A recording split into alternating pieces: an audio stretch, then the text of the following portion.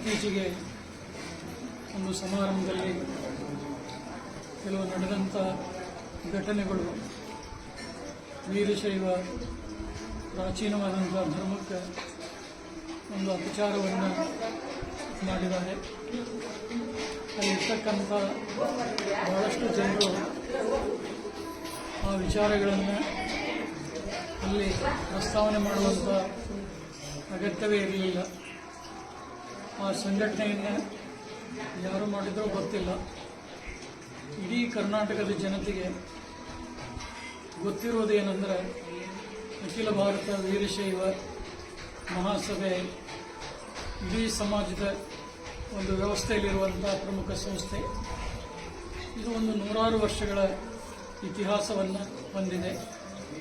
ಇದನ್ನು ಸ್ಥಾಪನೆ ಮಾಡಿದಂಥವರು ಹಾನಗಲ್ಲ ಕುಮಾರ ಶಿವಯುಗಳವರು 1904ನೇ ಇಸ್ವಿಯಲ್ಲಿ ಸ್ಥಾಪನೆ ಮಾಡಿ ಮೊದಲ ಅಧಿವೇಶನವನ್ನು ಧಾರವಾಡದಲ್ಲಿ ಮಾಡಿ 10 ಅಮೂಲ್ಯವಾದಂಥ ನಿರ್ಣಯಗಳನ್ನು ತೆಗೆದುಕೊಂಡಿದ್ದಾರೆ.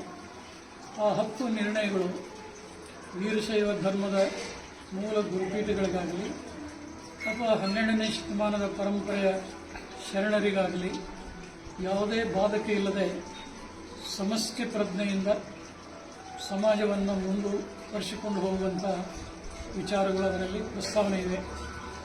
ಆದರೆ ಇತ್ತೀಚಿನ ಕೆಲವು ದಿನಗಳಲ್ಲಿ ಅಖಂಡವಾದಂಥ ವೀರಶೈವ ಸಮಾಜವನ್ನು ಲಿಂಗಾಯತ ಅನ್ನುವಂಥ ಭೇದಗಳನ್ನು ಹುಟ್ಟಿಸಿ ಹೋರಾಟಕ್ಕೆ ಇಳಿದಿರುವಂಥದ್ದು ಈ ನಾಡಿನ ಎಲ್ಲ ಜನರಿಗೆ ಗೊತ್ತಿರುವಂಥ ಸಂಗತಿ. ಬಹುಶಃ ಆ ಹೋರಾಟದಲ್ಲಿ ಅವರಿಗೆ ಭಾಳಷ್ಟು ಹಿನ್ನಡೆಯಾಯಿತು. ಆದರೆ ಆ ಸಂದರ್ಭದಲ್ಲಿ ಅವರು ಮೌನಕ್ಕೆ ಶರಣಾಗಬೇಕಾಯಿತು. ಇತ್ತೀಚೆಗೆ ಮತ್ತೆ ಇವತ್ತು ಜಾಗತಿಕ ಲಿಂಗಾಯತ ಧರ್ಮದ ಹೆಸರಿನಲ್ಲಿ ಕೆಲವು ಜನರು ಮತ್ತೆ ಈ ಧರ್ಮವನ್ನು ಒಡೆಯುವಂಥ ಜನರ ಮನೋಭಾವನೆಗಳನ್ನು ಕಲುಷಿತಗೊಳಿಸುವಂಥ ಕೆಲಸ ಮಾಡ್ತಾ ಇದ್ದಾರೆ. ಬಹುಶಃ ಜಾಗತಿಕ ಅನ್ನುವಂಥ ಹೆಸರನ್ನು ಅವರು ಏನು ಇಟ್ಕೊಂಡಿದ್ದಾರೆ, ಈ ಹೆಸರಿನ ಮೇಲೆ ಅದು ಇತ್ತೀಚೆಗೆ ಹುಟ್ಟು ಹಾಕಿರುವಂಥ ಸಂಸ್ಥೆ ಅನ್ನುವಂಥದ್ದು ಎಲ್ಲರಿಗೂ ಗೊತ್ತಿರುವಂಥದ್ದು. 100 ವರ್ಷಗಳ ಹಿಂದೆಯೇ ಹುಟ್ಟಿದಂಥ ಅಖಿಲ ಭಾರತ ವೀರಶೈವ ಮಹಾಸಭೆ ಸಮಾಜ ಛಿದ್ರವಾಗಬಾರ್ದು, ಜಾತಿಯಿಂದ ಈ ಧರ್ಮ ನಾಶವಾಗಬಾರ್ದು ಅನ್ನುವಂಥ ದೂರದೃಷ್ಟಿಯನ್ನು ಇಟ್ಕೊಂಡು ಅಂದಿನ ಅಧ್ಯಕ್ಷರಾಗಲಿ ಪದಾಧಿಕಾರಿಗಳಾಗಲಿ ಸೇರಿ ಅಖಿಲ ಭಾರತ ವೀರಶೈವ ಜೊತೆಗೆ ಲಿಂಗಾಯತ ಪದವನ್ನು ಸೇರಿಸಬೇಕಂತ ನಿರ್ಣಯ ಮಾಡಿ ಕೆಲಸ ಮಾಡಿದರು.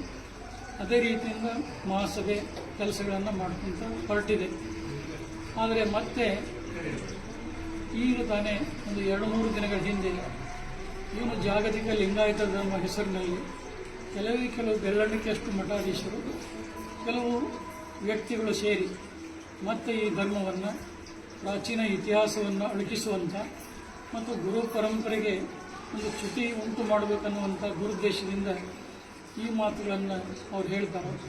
ಅದರಲ್ಲಿ ಪಾಲ್ಗೊಂಡಂಥ ಒಬ್ಬ ವಯೋವೃದ್ಧ ಗೋರು ಚನ್ನಬಸಪ್ಪ ಅಂತ, ಬಹುಶಃ ಅವನಿಗೆ ಈ ಧರ್ಮದ ಇತಿಹಾಸವೇ ಗೊತ್ತಿಲ್ಲ ಅಂತ ಅನಿಸ್ತಾ ಇದೆ.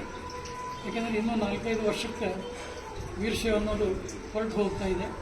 ಲಿಂಗಾಯತವೇ ನೀವು ಮುಂದುವರಿಸ್ರಿ ಅಂತೇಳಿ ಏನು ಅಖಿಲ ಭಾರತ ವೀರಶೈವ ಮಹಾಸಭೆಗೆ ಅವರೇನು ಮಾತಾಡಿದಂಥ ಒಂದು ಇದನ್ನು ಕೂಡ ಇದೆ. ಅದನ್ನು ಕೇಳಿ ನಮಗಂತೂ ಇಷ್ಟು ಮನಸ್ಸಿಗೆ ಖೇದ ಅನ್ನಿಸ್ತು. ಈ ವಯಸ್ಸಿನಲ್ಲಿ ಧರ್ಮದ ಪರಿಜ್ಞಾನವಿಲ್ಲದೆ ಇದನ್ನು ಹೇಳಿದರೆ ಏನಾದೀತು ಅನ್ನುವಂಥ ಪ್ರಜ್ಞೆ ಇಲ್ಲದೆ ಈ ರೀತಿ ಮಾಡ್ತಾ ಇರುವಂಥದ್ದು ಒಳಿತಾದಂಥದ್ದಲ್ಲ.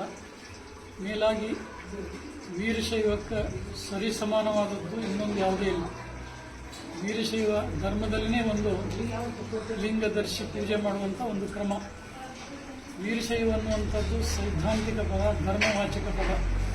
ಲಿಂಗಾಯತ ಅನ್ನುವಂಥದ್ದು ರೂಢಿಯಿಂದ ಬಂದಿರುವಂಥದ್ದು ಮತ್ತು ಅದನ್ನು ಆಡು ಭಾಷೆಯಲ್ಲಿ ಆಡುವಂಥ ಮಾತೇ ಹೊರತು ಅದು ಧರ್ಮದ ಯಾವುದೇ ಸ್ವರೂಪ ಪಡ್ಕೊಳ್ಳಿಕ್ಕೆ ಸಾಧ್ಯ ಇಲ್ಲ. ಆದರೂ ವೀರಶೈವ ಧರ್ಮದ ಪಂಚಪೀಠಗಳು ವೀರಶೈವ ಲಿಂಗಾಯತ ಇವೆರಡೂ ಒಂದೇ ಅನ್ನೋದಕ್ಕೆ ನಮ್ಮ ಬೆಂಬಲವನ್ನು ವ್ಯಕ್ತಪಡಿಸಿ ಮಹಾಸಭೆಗೆ ಕರೆಯನ್ನು ನಾವು ಕೊಟ್ಟಿದ್ವಿ. ಅದನ್ನು ಮಹಾಸಭೆ ಕೂಡ ಅತ್ಯಂತ ಅಭಿಮಾನದಿಂದ ಸ್ವಾಗತಿಸಿದರು. ಈಗ ರಾಜ್ಯ ಘಟಕದ ಅಧ್ಯಕ್ಷರಾಗಿ ಶಂಕರ್ ಬಿದರಿ ಅವರು ಆ ಸಮಾರಂಭದಲ್ಲಿ ಪಾಲ್ಗೊಂಡಿದ್ದಾರೆ. ಅವರು ಸಮಷ್ಟಿ ಪ್ರಜ್ಞೆಯಿಂದ ತಮ್ಮ ವಿಚಾರಗಳನ್ನು ಹಂಚಿಕೊಂಡಿದ್ದಾರೆ.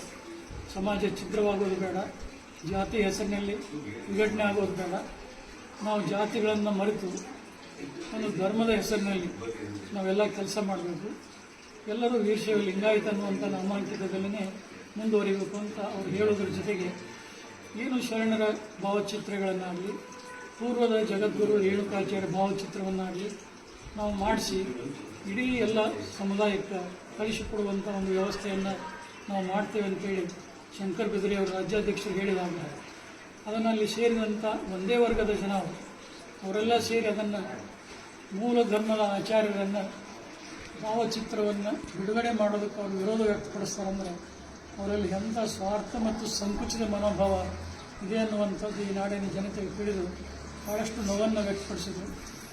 ಭಕ್ತಿ ಭಂಡಾರಿ ಬಸವಣ್ಣವರು ಹೇಳಿದರು, ಇವನಾರವ ಇವನವರ ಎಂದೆನಿಸದೆ ಇವ ನಮ್ಮವನೆಂದೆನಿಸು, ಕೂಡಲ ಸಂಗಮದೇವ ನಮ್ಮ ಮನೆಯ ಮಗನೆಂದೆನಿಸೆ ಅಂತ ಅವ್ರು ಹೇಳಿದರು.